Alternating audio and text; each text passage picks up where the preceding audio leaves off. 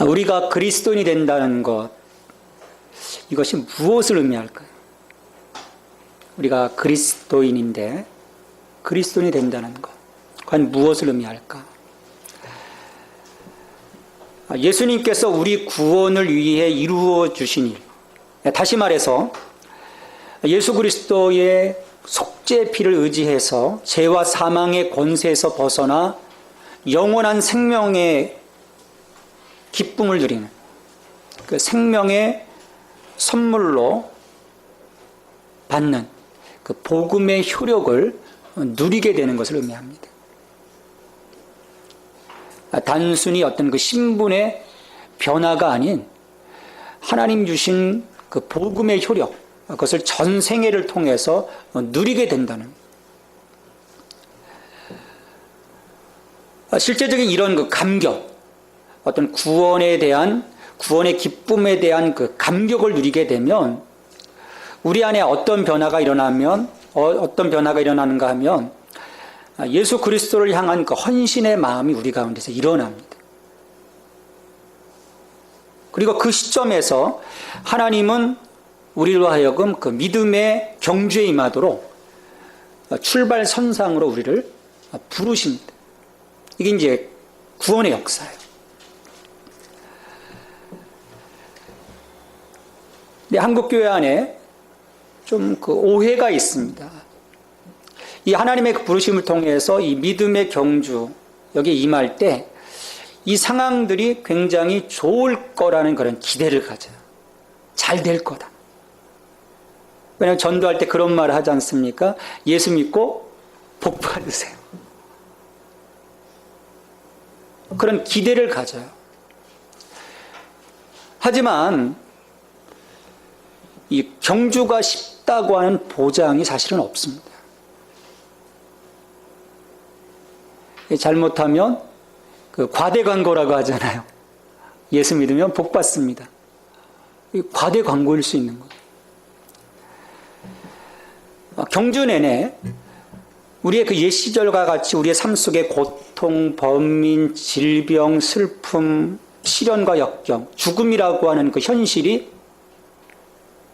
자리 잡고 있습니다. 변함없이.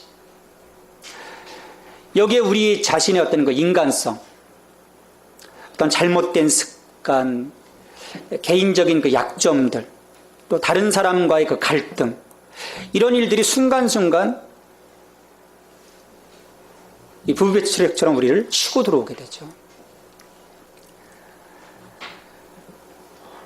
근데 예수 믿으면서 가장 힘든 상황들은 또 뭐냐면, 우리가 이 복음의 능력 안에 들어오기 전까지 사실 우리가 세상에 예속되어 있었잖아요. 그래서 그간에 전혀 그 방해하지 않던 세력들, 왜냐하면 자기 세력인데 왜 방해하겠습니까? 방해하지 않던 세력들이 그리스도인의 앞길을 가로막아 선다는 그런 그 영적인 방해들이 분명 우리 안에 있습니다. 왜냐하면 이곳은, 이 땅은 이미 그리스도인들의 그 실패와 패배를 위해 전념하는 수많은 사단의 세력들이 존재하는 세계이기 때문이에요.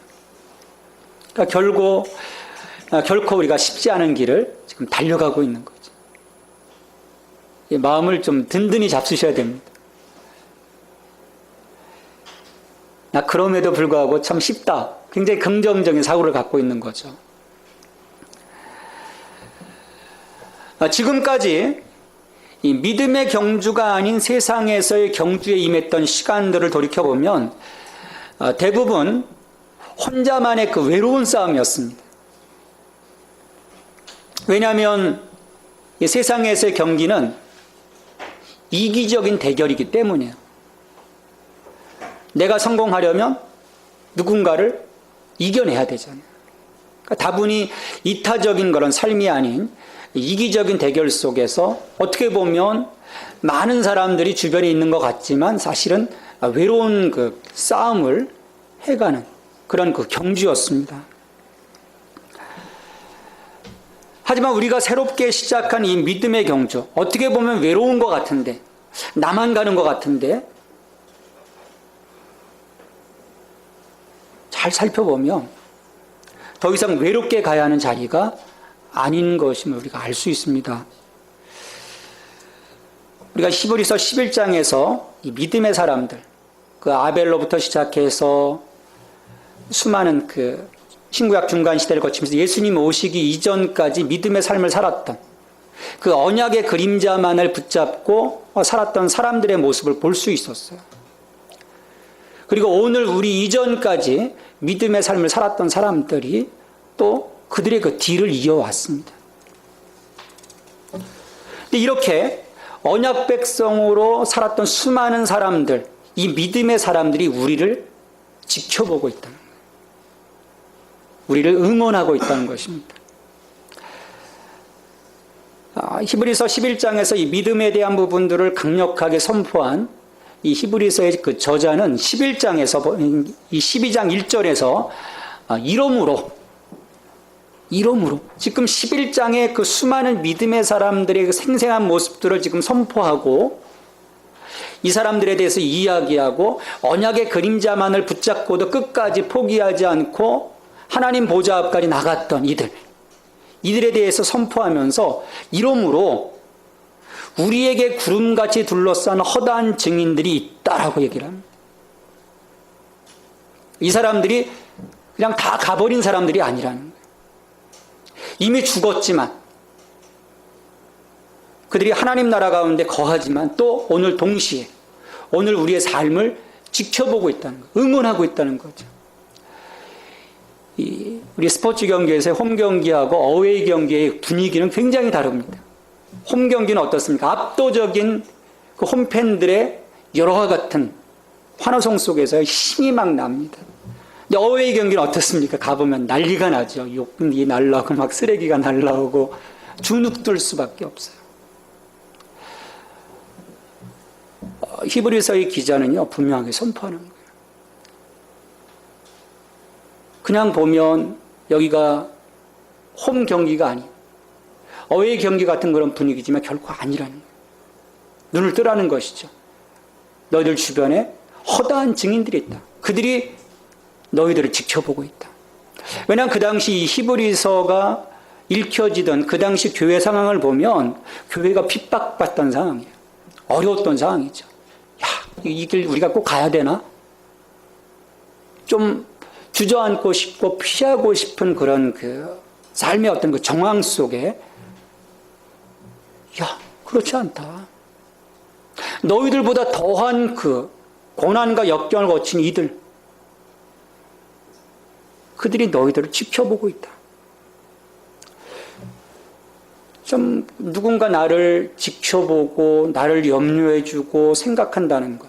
그러면 어떻습니까?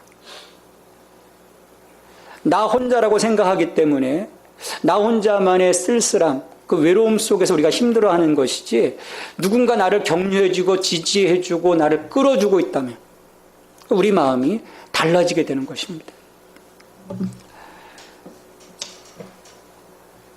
이 한 사람 한 사람들은 이 히브리서 11장을 통해서 보여줬던 사람들은 우리가 가야 할 길을 걸어간 사람들입니다.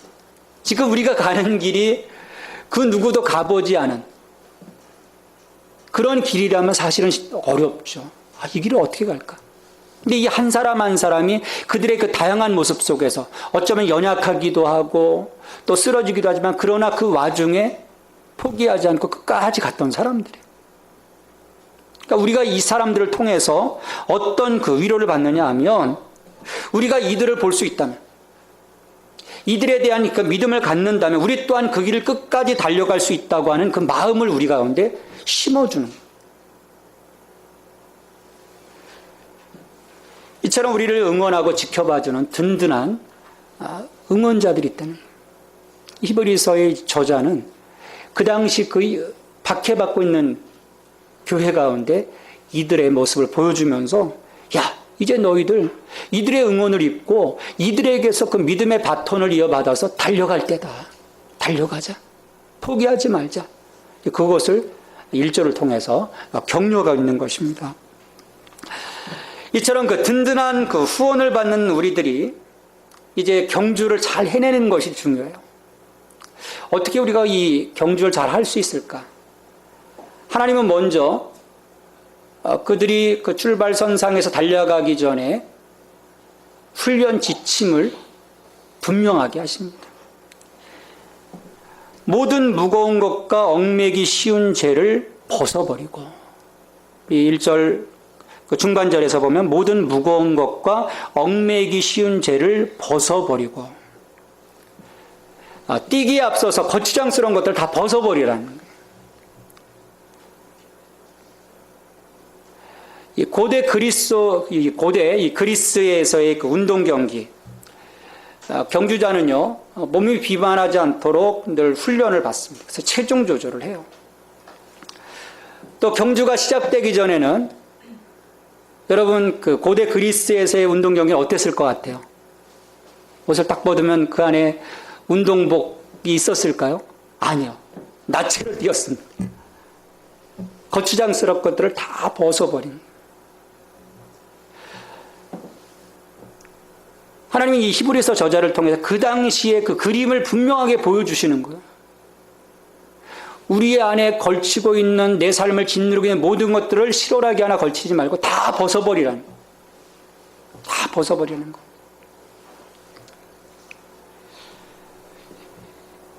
그러니까 요즘 운동 경기를 봐도 육상 경기 보면 특히 더 그렇지 않습니까? 최소화하잖아요.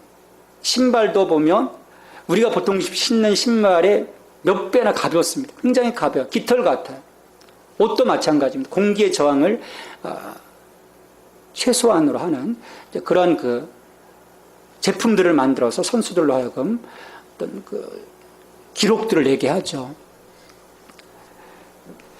그러게 하나님은 우리가 잘 달려가기 위해서 무엇이든 우리의 속도를 떨어뜨리는 것들은 다 우리 가운데서 제거하라는 거예요. 이게 우리의 훈련 지침입니다. 버리라.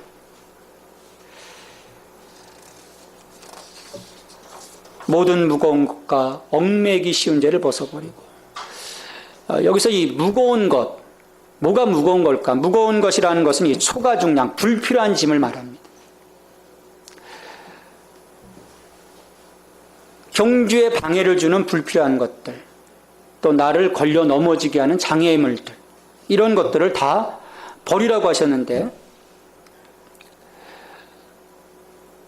우리 주변에 지금 많이 내게 있어서 과연 무거운 짐이란 뭘까?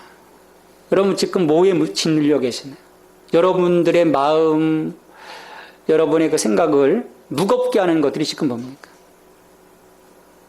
근데 참 문제는요, 그 우리가 잘 알지 못한다는 거예요. 내가 예수 믿고 변화받은 이후에 그 삶을 살아가면서도 지금 그 과거에 나를 짓눌렀던 그 짐들, 그것을 여전히 내가 지고 가고 있다는 것을 모른다는 겁니다. 이것들은 대부분 우리들의 삶에서 드러난 어떤 그 생활 방식에서 드러나는 문제들이기도 합니다. 어떻게 보면 우리 스스로 막 얹어놓은 짐이에요. 그러니까 외부 환경에 의해서 얹어진 것이 아니라 내가 나도 모르게 얹어놓은 것들입니다. 우리가 대부분 그 생활 속에서 많은 사람들이 범하는 것이 뭐냐면, 거룩한 그 문화 가운데 우리가 들어가서 살아가기보다는 세상의 문화, 이 오락 문화에 빠져 있다는 거예요. 그래서 무분별한 그 TV 시청, 또 어떤 그 불건전한 어떤 문화에 빠지고, 또 부당한 영화에 어떤 그 시간들을 쏟아붓는. 그러니까 내가 신앙생활 잘해야지, 열심히 뭔가 해야 되는데, 말씀도 좀 읽어야 되는데, 큐티도 해야 되는데, 성경 공부도 해야 되는데, 막 생각들은 가져요. 도전들을 받습니다. 그러면 그런 도전을 받는다면 내가 그것들을 가누기 위해서 지금 내가 몰두했던 것들을 좀 벗어버릴 수 있어야 되는데, 여전히 그것은 갖고 있는 거예요. 끼고 있는 거예요. 끼고 있으면서 나 해야 되는데 계속 그 반복적인 삶을 살아갑니다. 그러니까 우리의 그 영적인 속도가 늘어날 수가 없는, 가속될 수가 없습니다. 나는 가고 싶지만 조금씩 막 뒤처지게 되는 거예요. 어떤 무관심한 태도, 어떤 정신적인 영역에서의 어떤 훈련 부족, 게으름, 성급함, 또 그 외에도 우리에게 무거운 짐들이 참 많습니다. 성공적인 삶에 대한 야망. 나 성공해야 되는데, 나 출세해야 되는데, 나 승진해야 하는데, 또 인간관계, 친구, 소중하게 여기는 취미, 습관, 세상에 대한 관심, 세상에 대한 애정, 물질에 대한 애정. 다양한 것들이 우리의 삶 속에서 우리를 무겁게 하는 거예요. 근데 이것들이 계속 더해집니다. 좀 벗어버리라고 하는데 우리 스스로 자꾸 얹어놓는 거예요. 물론 이것들이 사람마다 차이가 있기 때문에 문제가 될 수도 있고 전혀 그렇지 않을 수도 있어요. 이것들 잘하면서도요, 신앙생활을 정말 엄청 잘하는 분들이 있습니다. 부담감 갖지 않고 잘하시는 분들도 있어요. 그렇지만 대부분의 사람들이 그렇지 못한 거예요. 그래서 우리로 하여금 경주를 감당하게 벅차게 만드는 이 무거운 짐들을 분별할 수 있는 지혜가 필요합니다. 나를 억누르고 있는 것들은 무엇일까? 나로 하여금 이 믿음의 경주에 있어서 제대로 속도를 내지 못하게 하는 것들이 무엇일까? 그래서 이것이 내게 도움을 주는 것인지 아니면 나에게 장애물인지를 분별하고 전혀 도움이 되지 않는다면 그것을 내 삶에서 방출시킬 수 있는 결단이 우리 가운데 있어야 되는 거죠. 하지만 대부분의 사람들, 제가 좀 전에 말씀드렸듯이 대부분의 사람들이 이 자신이 지고 있는 이 초과 수화물에 대해서 잘 인지하지 못할 뿐만 아니라 별로 심각하게 생각하지 않는다는 거예요. 그것 때문에 정말 힘든데 사실은.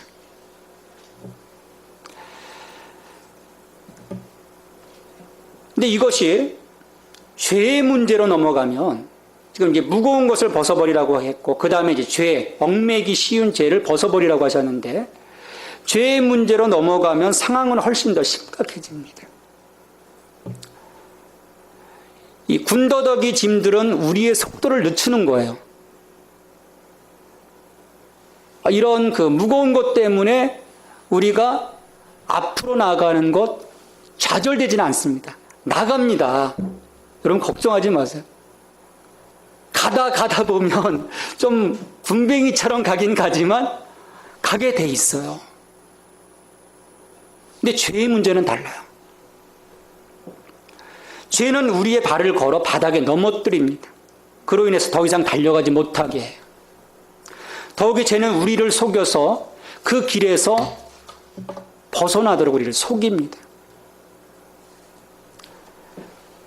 이런 그 중대한 이유로 하나님은 얽매기 쉬운 죄, 우리를 올가매고 우리의 딴지를 거는 이 죄를 벗어버리라는 거예요. 우리가 누굽니까? 제가 처음 서두에서 말씀드렸듯이 그리스도인이 된다고 하는 것, 복음의 효력을 누리는 사람들, 영생의 기쁨과 오늘 우리의 임마누엘 되어주시는 예수님의 임재를 경험하고 살아가는 사람들입니다. 그래서 사도 바울은 우리가 어떻게 이제 구원받은 자로서 죄를 범할 수 있느냐? 그럴 수 없다. 로마서 6장에서 분명하게 선포합니다. 죄를 끊어내라는 거예요. 지금까지는 내가 죄의 무기로 살았지만 이제 의의 무기로 하나님을 위한 삶을 살아갈 것을 사도 바울은 강력하게 선포합니다. 그러니까 우리가 그런 거 정체성을 갖고 있다면 우리가 구속함을 입은 성도로서 이 죄의 유혹을 피하는 한편 우리가 알지 못하는 그 실제적인 죄에서 벗어나게 해달라고 하나님께 간구할 수 있어야 돼요. 왜냐하면 이 죄의 문제는요, 우리 스스로 감당하기 사실 어렵습니다.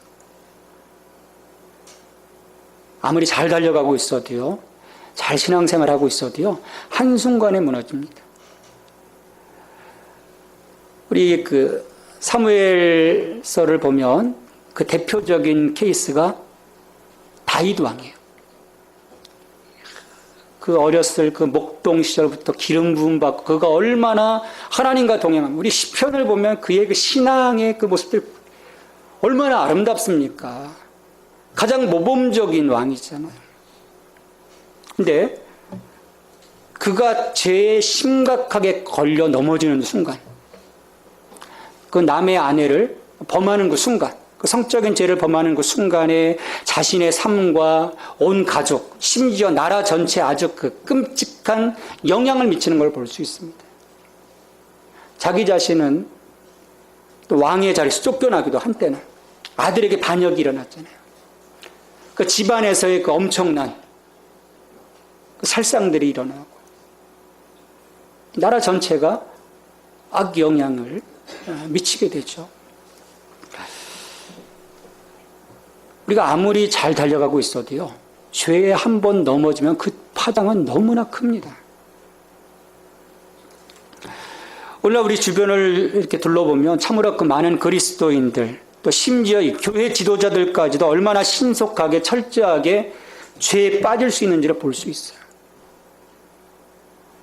제가 존경했던 분들, 어느 한순간에 물질 앞에서, 육체의 정욕 앞에서 한순간에 무너지는 거예요. 여기 앉아있는 우리도 예외 없습니다. 한순간입니다. 이런 경우로 인해서 한국교회가 휘청거리는 일들이 요즘 비일비재합니다. 정말 가슴이 아프죠.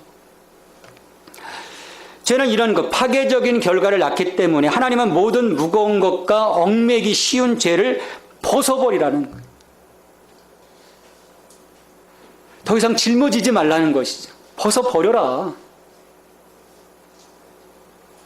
그 고대 그리스의 그 경기장에 나섰던 선수들처럼 실오라기 하나 걸치지 말고 다 벗어버리라는 거예요.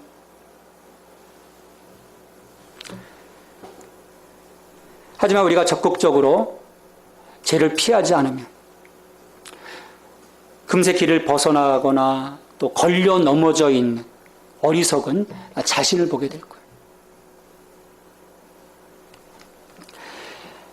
자, 이처럼 그 무거운 것과 얽매기 쉬운 그 죄를 벗어버리고 우리가 뛰기 시작하면요, 그 트랙을 달려가기 시작합니다. 그렇게 되면 우리에게 새로운 그 내적인 힘이 요구됩니다. 잘 달려가는 것뿐만 아니라 우리 안에 내적인 힘이 요구가 돼요.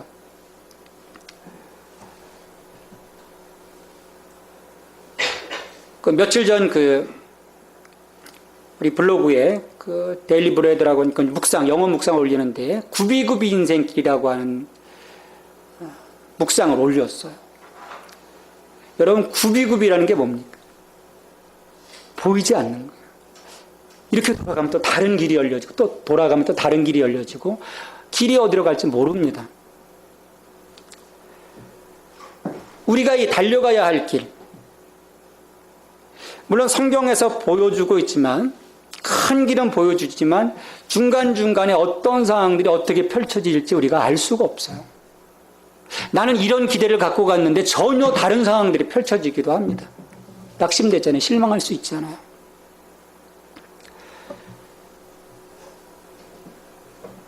그래서 어떤 그리스도인들은요, 이 앞에 놓인 일을 어떻게 좀 알려고 지나치게 많은 노력들을 기울이기도 합니다. 한국교회 안에서는 그래서 예언 기도가 많이 행행해 있어요. 하나님이 점쟁이 아니십니다. 그런 것들 알려주시는 분이 아니시거든요. 이런 실패를 막으시기 위해서 하나님은 1절 하반절에서 히브리서 저자를 통해서 인내로서 우리 앞에 당한 경주를 하라고 말씀을 합니다. 인내로서 우리 앞에 당한 경주를 하라. 여러분, 우리가 달려가는 이 경주는 단거리가 아닙니다. 장거리예요. 단거리는 100m, 200m 주류가 보입니다. 저 앞에 그 결승선이 보이잖아요. 근데 장거리는 보입니까? 안 보입니다. 마라톤 보입니까? 안 보입니다. 우리가 여기에 무모하게 힘을 쏟아서 경주를 끝내려 한다면 완주할 수 없습니다.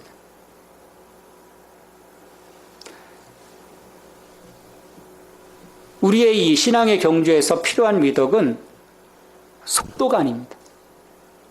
얼마나 빨리 달렸느냐. 근데 가다 멈춰버리면 소용없잖아요. 속도가 아니라 인내예요.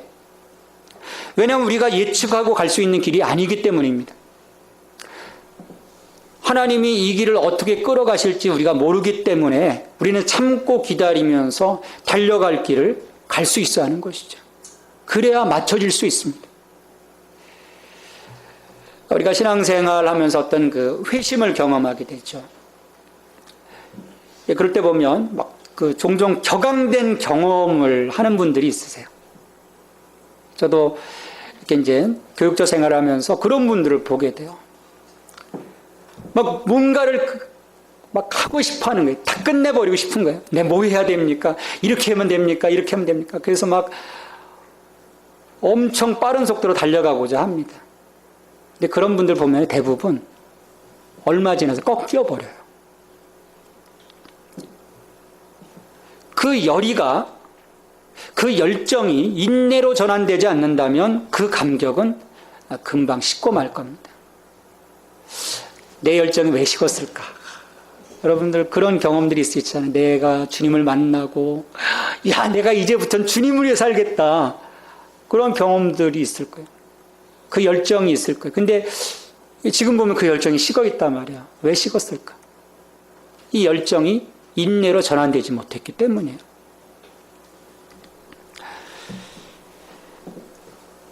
이렇게 하나님은 믿음의 경주를 위해서 우리에게 위로와 격려를 아끼지 않는 증인들을 세워주셨어요. 믿음의 사람들. 지금까지 믿음의 사람들이에요. 그리고 세상의 경주를 위해서 불필요한 것들을 벗어버리도록 하셨고 또 쉽게 포기하지 않고 인내함으로 뛰어가도록 우리에게 말씀하셨습니다. 이렇게 잘 달려가는 거죠. 근데 이와 함께 중요한 것이 있습니다. 중요한 것이 있어요. 바로 우리의 시선입니다. 우리가 무엇을 바라보고 달려가느냐. 이 빨리 달려가는 것보다 더 중요한 것이 우리가 무엇을 보며 달려가는 거예요. 그러니까 속도보다는 올바른 방향. 이게 우리에게 요구됩니다. 열심히 달려갔는데 거기가 아니며 최선을 다해 달려갔는데 그것이 잘못된 것이라면 그 시간도 우리가 어떻게 보상받을 수 있겠습니까? 요즘 우리 주변에 이단들이 참 많습니다. 신천지, 구원파, 장막성전. 그 사람들 보면요, 대단합니다. 우리 하는 신앙생활의 10배 이상의 에너지, 물질을 쏟아붓습니다. 속도는 빠르지만 방향이 잘못된 거예요. 무엇을 바라보고 달려가느냐. 그래서 2절에서 보면 믿음의 주요 또 온전하게 하시는 이인 예수를 바라보자 말씀을 합니다. 그러니까 우리의 시선이 예수님께 고정되도록 명령하고 계시는 거예요. 우리를 유혹하고 위협하는 것에 있는 이 세상의 시선을 두지 말고 또 하찮은 성공과 수많은 실패를 지닌 우리 자신도 바라보지 말고 우리의 모든 영적인 활력의 원천이 되시고 근원이 되시는 예수님께 시선을 두라는 거예요. 왜냐하면 그분이야말로 우리의 믿음의 모범이시고 믿음의 근원으로서 우리를 온전하게 하시는 이이시기 때문입니다. 우리의 믿음의 모델이 되시는 분이세요. 또 우리가 그분 안에서 완전케 되어지는 겁니다. 여러분 왜 그렇습니까? 예수님이 이 길을 완벽하게 걸어가셨기 때문이에요. 십자가에서 고난과 수치를 참아내시고 하나님 보좌 우편에 앉으셨습니다. 여러분 우리 마지막 골이에요. 우리 마지막 골이 하나님 앞입니다. 하나님 보좌 앞이에요. 그분 앞에 서는 겁니다. 다른 영화가 아닙니다. 내가 거룩하신 하나님 앞에 서 있다는 것. 그래서 우리가 이 길을 달려가면서 예수님을 바라보는 것 참 중요해요. 그래야 내가 그분을 따라갈 수 있습니다. 우리의 모범이신 예수님을 따라갈 수 있는 거예요. 내가 예수님께 고정됨으로써 내가 예수님처럼 될 수 있는 거예요. 내가 아닌 예수 그리스도로 살아갈 수 있는 겁니다. 변화되는 거죠. 또 고린도후서 3장 18절에서 사도 바울을 통해서 하나님 말씀하셨듯이 그와 같은 형상으로 변화하여 영광에서 영광에 이르게 하나니. 우리의 삶이 달라지는 거예요. 달려가면서 달라집니다. 그래서 어느 날 문득 나를 보면 내가 아닌 거예요. 그리스도인 거예요. 그게 예수님을 바라보고 달려갈 때입니다.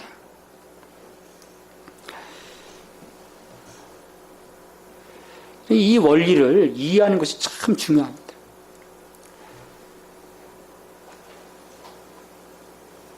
우리가 처음부터 죄를 벗어버리고 무거운 죄를 벗어버리고 인내로서 정말 달려가야 하는 것. 근데 사실은 보면 우리의 힘만으로서는 사실은 감당할 수가 없는 거예요. 자신하고 가지만 매 순간 넘어지지 않습니까? 그렇기 때문에 우리의 믿음의 모범이시고 대상이시고 근원이신 예수 그리스도를 바라볼 때 우리는 답을 얻게 됩니다. 그분을 통해서 분명한 답을 얻게 되는 거죠. 우리가 힘들 때마다, 우리가 이 방향이 뭔가 잘못될 때마다 다시금 우리의 눈을 부릅떠야 합니다. 내 시선이 지금 어디에 고정되어 있는지. 우리 경주마들 보면요, 옆에 차단막을 했습니다. 요즘은 어떤지 모르겠어요. 전에 보니까 이렇게 차단막이 되어 있어요. 옆을 보지 않도록 하는 거거든요. 앞을 보고 가도록.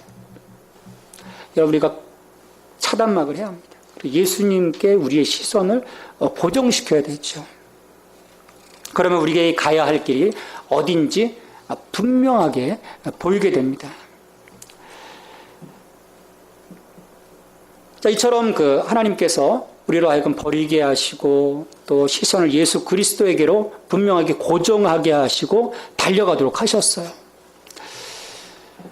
근데 저도 보면 이제 제가 5살 때부터 신앙생활을 했으니까 물론 뭐 어렸을 때야 좋은 것 주고 만난 것 주고 그러니까 막 교회 놀러 갔었지만 예수님을 만난 이후에 어떤 그 삶에서도 보면 늘 같은 속도, 빠른 속도로 달려갔던 것은 아니에요. 제가 대학 3학년 때도 보면 청년부 회장이었는데 영적 어떤 그 낙심이 한순간에 온 거예요. 사람 때문에. 그래서 몇 주간 예배에 빠졌던 적도 있거든요. 쉽게 우리가 이 길을 달려가다 보면 어느 순간에 그 영적인 피로도가 내게 급속하게 몰려올 때가 있습니다. 우리 성경을 보면 엘리야도 그렇잖아요. 갈멜산에서 그 이단의 그 수많은 그 거짓된 선지자들을 다 죽이고, 의기충천해서 그 아하방의 수레 앞에서 달려가던 그 엘리야. 이세벨이 자기 자신을 죽인다고 할 때 그 마음이 갑자기 확 다운되잖아요. 하나님께 죽여달라고 하잖아요. 우리가 이 길을 가다 보면요, 사실 우리가 이 믿음의 길에서 대가를 치러야 될 부분들이 참 많습니다. 예수님도 말씀하셨잖아요. 너희가 나를 따르려고 했거든 자기를 부인하고 너희 부모 다 떠나서 내 십자가를 지고 나를 따르라. 우리가 대가를 요구하세요. 근데 대가를 요구하는 일들은 어느 한순간에 우리로 하여금 힘들게 하는 부분들이 있습니다. 왜냐하면 내가 나야 하거든요. 버려야 하거든요. 그러다 보면 그런 그 내적인 싸움을 통해서 갈등 구조 속에서 내가 힘들어지는 순간순간이 있습니다. 이것은요, 우리가 예상해야 할 일입니다.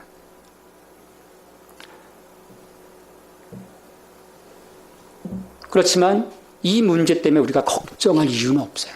왜냐하면 하나님은 우리로 하여금 이 영적인 피로를 덜어주실 그 피로회복제를 준비해 주셨기 때문입니다. 여러분, 하나님 안에 피로회복제가 있습니다. 그러니까 하나님은요, 모든 답을 갖고 계신 분이세요. 3절 말씀 보시죠. 너희가 피곤하여 낙심하지 않기 위하여 죄인들이 이같이 자기에게 거역한 일을 참으신 일을 생각하라. 너희가 피곤하여 낙심하지 않기 위하여 죄인들이 이같이 자기에게 거역하신 일을 참으신 일을 생각하라. 다시 정리하면 피곤하여 낙심하지 않기 위해서 예수님을 생각하라. 생각하라고 하는 말은 판단하다, 비교하다, 견주어보다, 곰곰이 생각해보다라는 의미입니다.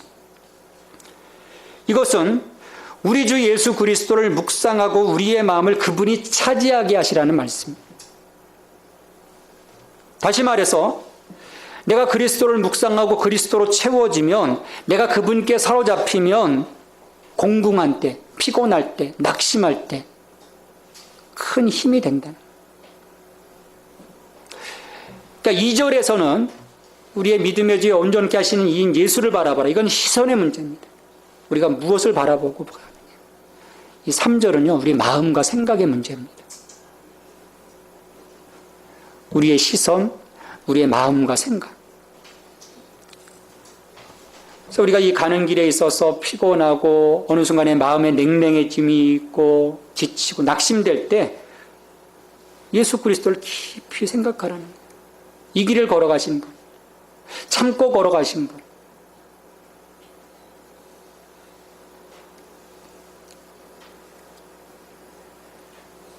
우리가 믿음의 경주를 하면서 지치게 되는 경우는 내가 예수 그리스도를 품고 가지 못하기 때문입니다.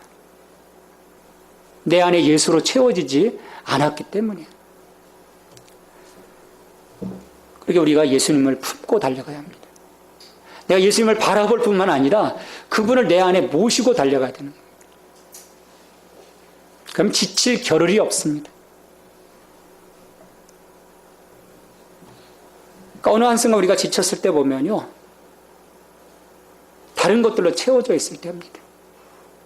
다른 것들로 채워져 있을 때 그 눌림 속에서 우리가 지쳐 있게 되는 거예요.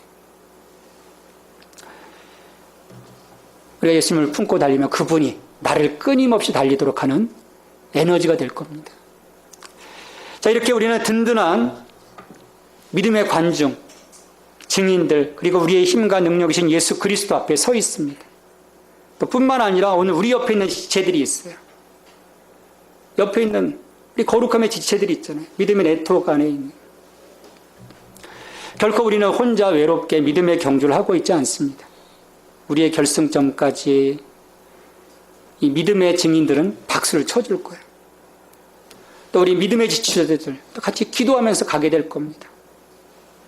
그리고 예수님은 우리의 연약해진 마음을 격려해 주시고 끝까지 달려가도록 우리의 손을 붙잡고 인도해 주실 거예요.